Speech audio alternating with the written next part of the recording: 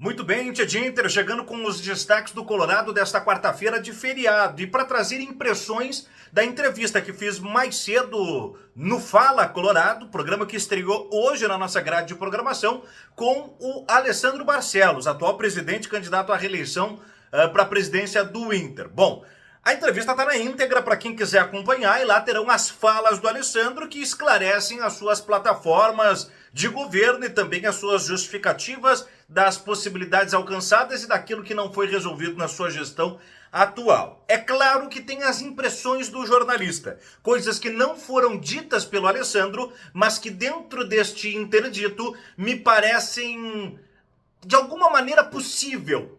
E aí eu chamo a atenção do ouvinte, do espectador, do Colorado que nos acompanha agora, para que ele, se já ouviu a entrevista, ouça de novo com essa impressão que eu vou dar agora. Se você não ouviu ainda, fique esperto quando esses pontos tocarem o bate-papo que eu tive com o Alessandro. O primeiro é sobre Maurício. Há uma expectativa de que Johnny e Maurício sejam as moedas de exportação do Inter e se faça caixa com esses jogadores. O Johnny a gente já sabe, está indo para o Real Betis. Mas o Maurício pode ser mantido no time do Inter em 2024. Jogador que tem se valorizado, não só com a titularidade, com uma ascendência que pode fazer com que ele chegue à seleção de base. Mas o negócio é o seguinte, o Inter tem um aporte financeiro que já recebeu pelo menos uma parcela da LFF, né, da sua cessão de 20% dos direitos de televisionamento do Campeonato Brasileiro e tem um interesse aí numa outra dinâmica de mercado para fazer um aporte de até mais 200 milhões. Isso pode dar um certo oxigênio financeiro para o Inter, que começou a botar as contas em dia. E com isso o Inter poderia vender Johnny para saldar caixa em 2024 e manter o Maurício. O Alessandro falou isso? Não. Mas quando perguntei se o Maurício poderia ser mantido como uma peça importante para disputar uma Sul-Americana e uma Copa do Brasil, além do brasileiro, ele não descartou. Então me chama a atenção de que o Maurício possa ser uma peça preservada no projeto de competitividade do Inter. Outra coisa que me chamou muito a atenção foi no tópico da categoria de base.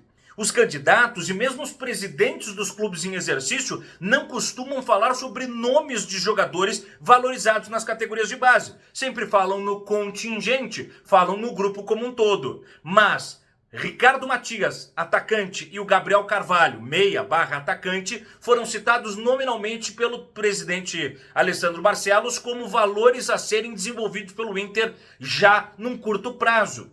O Gabriel Carvalho, inclusive, hoje tem uma assistência, uma bela assistência para um dos dois gols, do Inter, diante do Figueirense, num amistoso em que o Inter venceu por 2-1 lá em Santa Catarina. Um belo jogador a ser trabalhado, ainda é uma joia bruta a ser lapidada.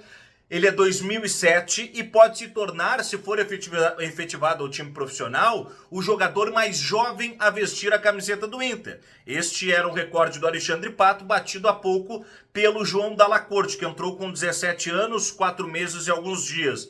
Este menino, Gabriel Carvalho, vai fazer 17 anos já no ano que vem e pode, se efetivado no time profissional, se tornar uma jovem peça do Inter para o projeto 2024, assim como o Ricardo Matias, que tem se destacado. Olho nesses garotos, eles podem ser novidade já no Campeonato Gaúcho. E por fim, dentro do enjambre todo de articulação econômica do Inter, há também um nome que ontem reverberou, o de Gustavo Scarpa. O presidente naturalmente não vai falar em nomes possíveis para a contratação, mas quando toquei no nome, as reações do Alessandro Barcelos, assim como ele deixar, numa fumaça, numa cortina de fumaça a possibilidade, nos levantam a suspeita, pelo menos, de que de fato o Inter tem interesse no Gustavo Scarpa, como haveria de tê-lo, porque se trata de um grande jogador.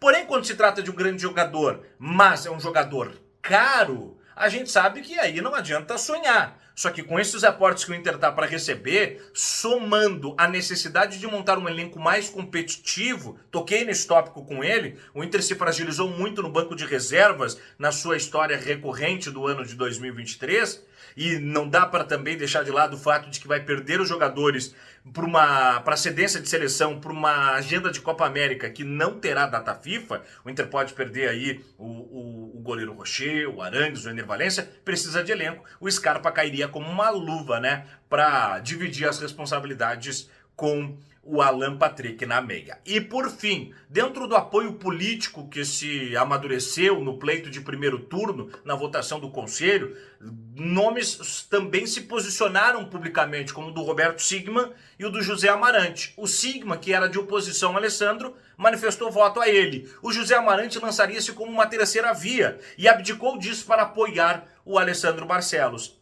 Me parece que aí pode ter um pouco de fisiologia da política. E aí o José Amarante pode integrar o departamento de futebol do Inter. É a impressão que eu fiquei do bate-papo com o Alessandro Barcelos, que deve também passar por algum tipo de reestruturação no seu trabalho de categoria de base. A entrevista deu esses sinais. Certo, gente? Algumas percepções que eu trago para a gente conversar. Deixa nos comentários quais as suas e compartilha essa entrevista, porque ela vai ajudar a definir o presidente do Inter para a próxima gestão. Quarta-feira que vem, 11 horas da manhã, eu entrevisto o Roberto Melo, o outro candidato à presidência do Inter, tá certo? Um grande abraço, se inscreva no canal, deixa o like no vídeo e vai malandra!